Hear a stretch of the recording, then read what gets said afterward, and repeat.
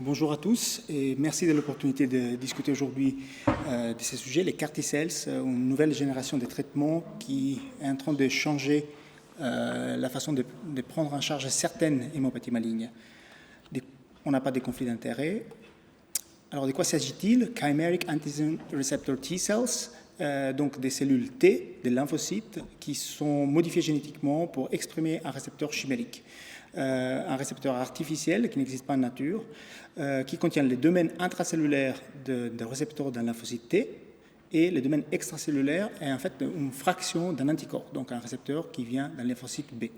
Cette structure permet au lymphocyte T de s'activer en reconnaissant directement l'antigène, sans la médiation par une cellule présentatrice de l'antigène qui est nécessaire dans les activations physiologiques. Alors, un traitement nouveau, mais une histoire qui dure depuis plus de 30 ans, quand les concepts étaient pour la première fois développés. Cette première génération des CAR T-cells au début des années 90 n'était pas très efficace parce que les cellules n'étaient pas capables de s'expandre de manière efficace in vivo et de survivre. Et après plus de 10 ans, pour que plusieurs groupes indépendants puissent trouver la solution en rajoutant ce qu'on appelle une molécule de costimulation à ces récepteurs, ce qui a permis de développer des CAR T-cells appelés de deuxième génération qui sont capables de s'expandre, de survivre. Et donc, ces CAR T-cells de deuxième génération ont été testés dans des essais cliniques qui ont amené finalement en 2017 à l'approbation par l'FDA et en 2018 par les agences européennes et suisses. Donc, il y a actuellement 2 produits qui sont approuvés pour l'utilisation en routine en clinique, Axicel à gauche et Tisacel à droite. Ces 2 produits très similaires dans leur structure, notamment le récepteur, donc la portion extracellulaire, vient du même anticorps monoclonal spécifique de la molécule CD19. C'est une molécule qui est exprimée à la surface des lymphocytes B et exclusivement des lymphocytes B, physiologiques, mais surtout néoplasiques, tels que les lymphocytes du lymphome B et de la leucémie B. Pour le reste, les 2 molécules sont très similaires, les 2 récepteurs sont très similaires, diffèrent de manière significative juste dans les domaines extracellulaires. On l'a dit, que c'est un domaine particulièrement important pour l'expansion des CAR, et donc ces 2 CAR ont des différences discrètes dans leur façon de s'expandre et proliférer in vivo. Mais la production reste très similaire de ces CAR, donc le processus commence par un prélèvement des leucocytes chez les patients, par une aphérèse. Ces produits sont envoyés à la firme pharmaceutique, il y en a 2 actuellement, qui, après une expansion des lymphocytes T, transduit ces cellules à l'aide d'un vecteur viral pour intégrer la séquence génomique codifiante pour le récepteur chimérique. Donc, à ce moment, on a des CAR T-cells, donc des cellules T qui expriment les CAR. Une deuxième expansion pour permettre d'attendre un nombre de cellules suffisant pour traiter les patients. Et puis, les cellules sont congelées et envoyées à l'hôpital d'origine en forme congelée où le patient pourra les recevoir. Il y a 2 indications pour lesquelles les CAR T-cells sont actuellement approuvées. La première indication, c'est lymphome diffus à grandes cellules B, réfractaire ou en rechute après au moins 2 lignes de traitement. Les 2 produits sont approuvés pour cette indication. La deuxième indication, c'est la leucémie lymphoïde aiguë B, chez les jeunes patients, moins de 25 ans, et après au moins 2 lignes de traitement. Donc, voyons d'abord l'indication pour les lymphomes. Les DLBCL, les lymphomes non hodgkiniens les plus fréquents chez l'adulte, 60% des patients peuvent être considérés guéris après une première ligne de chimiothérapie, mais malheureusement, 40% des patients ont une maladie qui est soit réfractaire primaire, soit qui rechute tôt après la rémission et ont besoin d'une deuxième ligne de chimiothérapie, idéalement combinée après mise en rémission à une autogreffe des cellules souches hématopoïétiques. Mais malgré ces efforts, la grosse majorité de ces patients traités en deuxième ligne vont récidiver ou avoir une maladie réfractaire. Et donc, il se pose la question de quelle troisième ligne utiliser. Plusieurs approches proposées, mais ici à droite, on a la courbe de survie de l'étude Scholar One qui fait une étude rétrospective de l'outcome de ces patients et on voit une courbe de survie avec un pronostic qui est malheureusement mauvais, avec une médiane de survie à 6 mois. Donc c'est cette courbe pré-CAR T-cell qu'il faut garder en tête quand on regarde le résultat des CAR T-cell. Ici, on a les 2 études pilotes qui ont mené à l'approbation par l'FDA en 2017 des 2 produits. À gauche, Zuma One fait avec le produit Axicel, et à droite, Juliet avec Tizacel.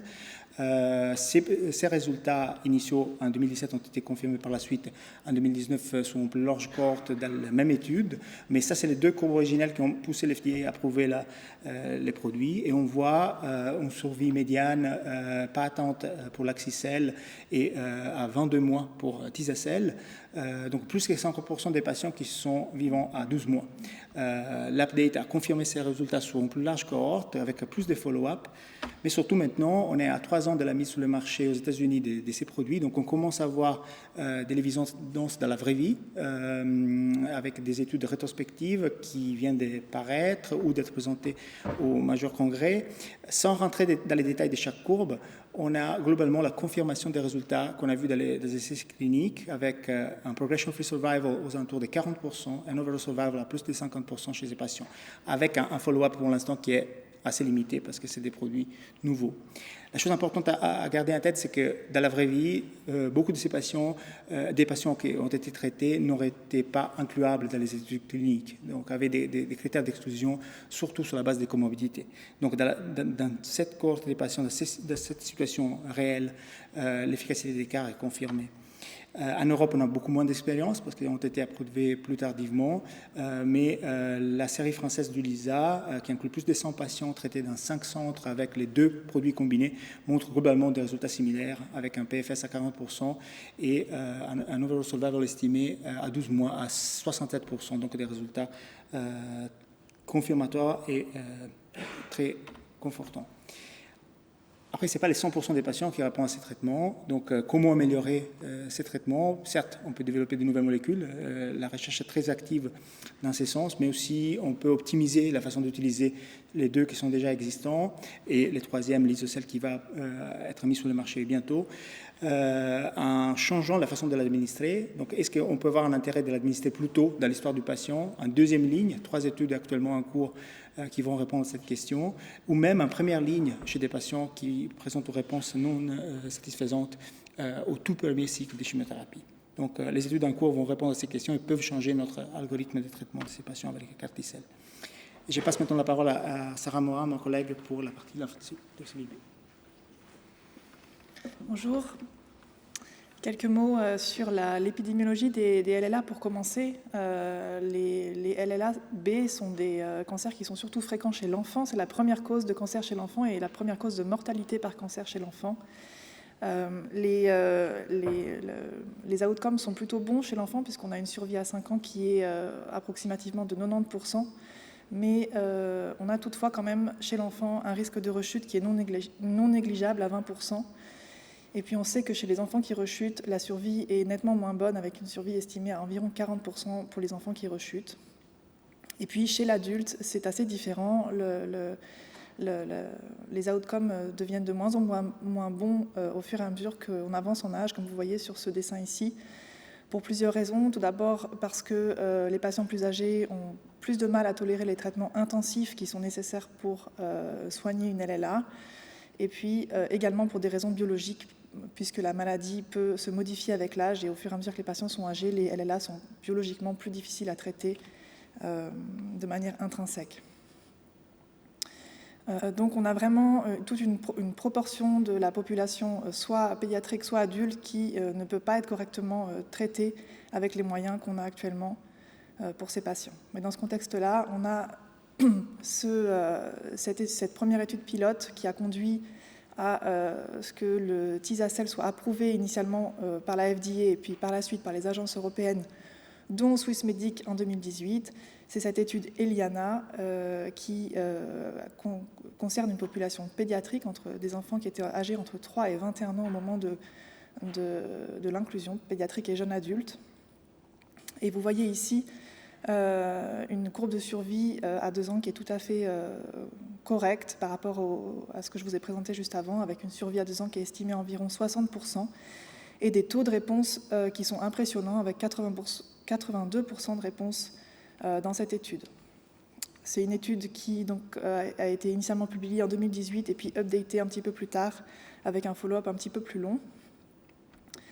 Et puis, dans la vraie vie, ce sont des données qui ont été confirmées. On a moins d'études que pour le DLBCL, mais on a quand même cette étude américaine qui rapporte là aussi une population pédiatrique avec 159 patients, qui a retrouvé des taux de réponse similaires à 88% et une excellente survie à 6 mois à 94%, avec là aussi un recul qui reste encore assez faible. Et encore une fois, on est ici dans une population pédiatrique avec des pédiatriques et jeunes adultes avec un âge maximum de 25 ans. En Europe, on a moins d'expérience. Là encore, comme dans le DLBCL, c'est des produits qui ont été disponibles en Europe plus tard. Nos collègues français nous ont communiqué ces données qui ne sont pas encore publiées sur une expérience française avec 45 patients entre les âges de 1 et 30 ans, avec là aussi des résultats qui semblent confirmer ce qu'on trouve dans l'étude pilote, avec un taux de réponse qui est très important, de réponse complète qui est très important à 96% et une survie qui semble aussi correspondre à ce qu'on trouve dans les études précédentes, avec une survie à 12 mois qui est à 82%. Donc, sur le faible recul qu'on a, l'expérience dans la vraie vie semble correspondre à ce qu'on trouve dans les études. Mais ça concerne vraiment des patients pédiatriques et jusqu'à l'âge de 25 ans. On est, nous, un service d'hématologie adulte. On traite des patients qui sont plus âgés, avec des comorbidités, et qui vont avoir notamment plus de mal à tolérer les effets secondaires des CAR-T-cells. Effets secondaires dont Federico va vous parler un petit peu plus tout à l'heure, mais qui sont responsables d'une certaine toxicité et qui peuvent conduire à une mortalité initialement. Et cette étude-là s'est intéressée à comment améliorer la tolérance de ces traitements par CAR-T-cell dans une population adulte. Vous voyez ici que le bras contrôle, c'était une cohorte de patients de 21 à 70 ans qui recevaient une forte dose de CAR-T-cell, et vous voyez ici que la survie dans cette population adulte est bien moins bonne que pour les enfants et les jeunes adultes, avec une mortalité précoce qui est très importante dans un contexte donc de toxicité importante du traitement. Ils ont ensuite essayé de faire un petit peu différemment en donnant une dose plus faible de CAR-T-cell pour limiter la toxicité, et là vous voyez qu'on a un problème d'efficacité puisque les courbes ne sont pas différentes, donc ce n'est pas une solution qui est envisageable. Par contre, lorsqu'on donne la forte dose, mais fractionnée en plusieurs fois dans cette population adulte, on a une tolérance qui est bien meilleure, on a beaucoup moins de mortalité précoce, et puis on a une survie qui est quand même bien meilleure.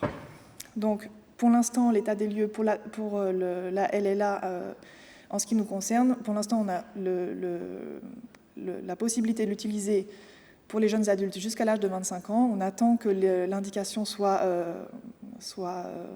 étendue pour les patients plus âgés, et puis probablement qu'on s'orientera vers des modes d'administration qui sont plus adaptés à cette population plus âgée, comme montré sur cette étude. Malheureusement, comme dans le cas du DLBCL, ce n'est pas une thérapie qui donne des résultats non plus miraculeux. Il y a quand même un risque de rechute qui est significatif après les CAR-T-cells, y compris chez les patients qui ont obtenu une très bonne réponse et qui ont une maladie résiduelle indétectable après le traitement par CAR-T-cell. On a une rechute qui varie selon les études, qui est plus importante chez les patients plus âgés, mais qui est approximativement, chez l'adulte en tout cas, aux alentours de 50%. Donc il faut trouver des solutions pour ces patients quand même. Et la question qui reste un petit peu ouverte, c'est est-ce qu'on devrait faire des allogreffes pour consolider la réponse obtenue après les CAR-T-cells ? C'est une question qui n'est pas encore tranchée. Dans la population pédiatrique, comme vous voyez sur cette partie gauche, l'étude pilote avait plutôt l'air de dire que ça ne changeait pas les outcomes de faire une allogreffe après les CAR-T-cells, puisque vous avez ici les deux courbes, dont la orange qui prend en compte les patients greffés. Vous ne voyez pas de différence entre ces deux courbes. Donc chez l'enfant, on n'a pas de données qui nous montrent pour l'instant qu'il faut faire des allogreffes. Chez l'adulte, on a très peu de données. Chez l'adulte plus âgé, on a très peu de données. On a cette étude qui nous montre des résultats préliminaires. Il y a peu de patients, mais on a l'impression, sur la base de cette étude-là, que les patients qui sont consolidés après par une allogreffe, comme vous voyez sur cette ligne bleue solide, ont une meilleure survie, un meilleur EFS, en tout cas significativement meilleur EFS que les patients qui n'ont pas d'allogreffe. Et puis on a une tendance vers une meilleure survie chez les patients qui ont été allogreffés par la suite. C'est des résultats préliminaires, on n'a pas des effectifs significatifs suffisants pour avoir des résultats vraiment, des preuves robustes, mais pour l'instant la tendance chez l'adulte, c'est quand même d'essayer, une fois qu'on a obtenu une réponse avec les CAR-T-cells, de consolider par une allogreffe. Encore une fois, c'est une question qui reste pas complètement tranchée. Voyons maintenant le parcours du patient dans la vraie vie, à quoi on doit s'attendre comme parcours chez un patient qui reçoit des CAR-T-cells. Les programmes aux HUG est en train de se monter. On est près de l'accréditation pour l'administration des Tisacel, donc le produit qu'on peut utiliser pour les deux indications, et on vient de commencer les parcours pour être accrédité pour l'autre produit Axicel. Donc les parcours commencent par la présentation du patient, la discussion du cas du patient, présenté par les médecins traitants, par l'hémato-oncologue traitant, au tumor board hebdomadaire pour les lymphomes et pour la leucémie, où dans la plupart des cas l'indication est évoquée. À ce moment, le patient est vu en consultation spécialisée CAR-T-cell pour discuter les risques-bénéfices, mais surtout pour commencer un bilan qui vise à la fois faire le point de l'état de la maladie, mais également des comorbidités, pour vraiment évaluer les risques-bénéfices chez ces patients. Et puis, le cas est rediscuté à un tumor board cette fois spécifique, CAR-T-cell, avec les différents intervenants en fonction du profil des risques. Et la décision, on arrive à la décision si on retenir ou pas l'indication pour ce traitement pour les patients. Si l'indication est retenue, on commence par une lecophérèse qui est faite au centre de transfusion sanguine, et puis les produits envoyés à une des deux firmes pharmaceutiques qui va préparer les CAR-T-cells, et on s'attend à un retour dans les 4 à 5 semaines sous forme congelée. Ces 4 à 5 semaines peuvent être difficiles comme temps d'attente pour certains patients avec une maladie très active, et c'est là qu'on aura besoin de faire ce qu'on appelle un traitement de bridging, un traitement d'attente par radiothérapie et ou chimiothérapie pour préparer au mieux les patients à recevoir les CAR-T-cells une fois qu'ils sont arrivés.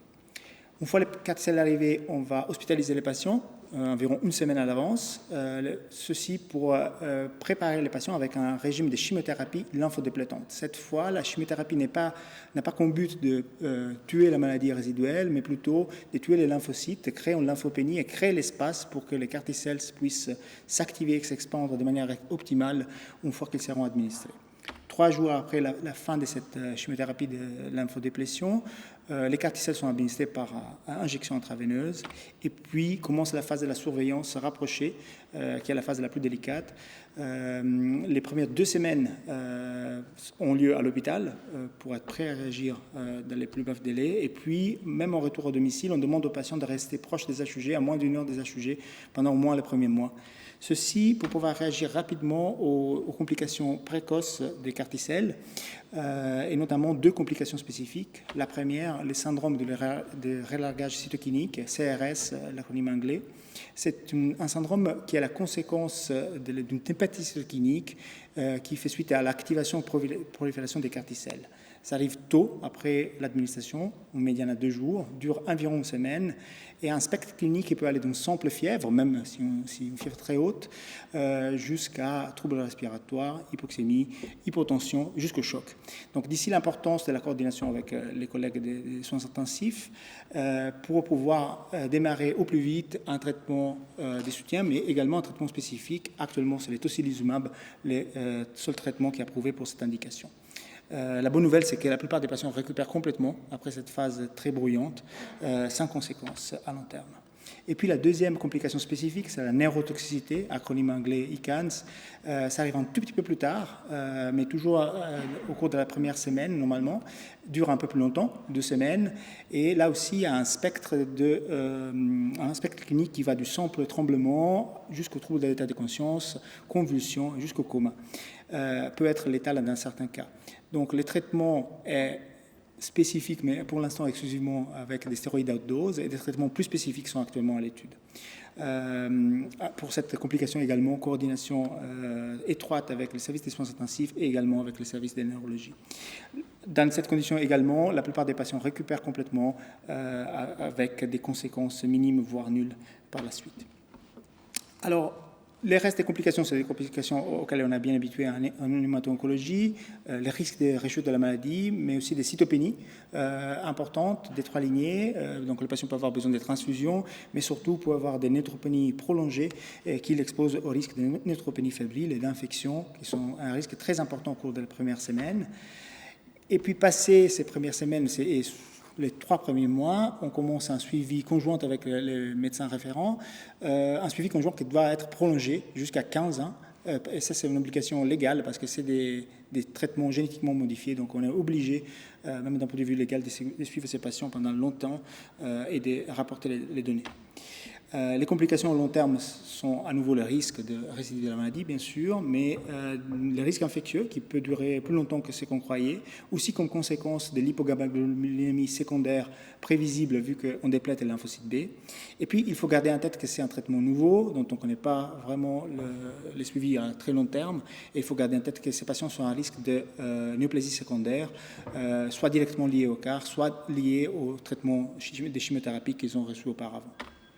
Donc, en conclusion, on a vu que les CAR-T-cells ont amené un bénéfice significatif dans 2 conditions cliniques dans lesquelles il y avait un fort besoin d'amélioration de l'outcome, mais malheureusement, ce n'est pas les 100%, donc les efforts sont en cours pour améliorer cette courbe de survie, soit en développant de nouveaux produits, soit en optimisant l'utilisation de ceux qui sont disponibles.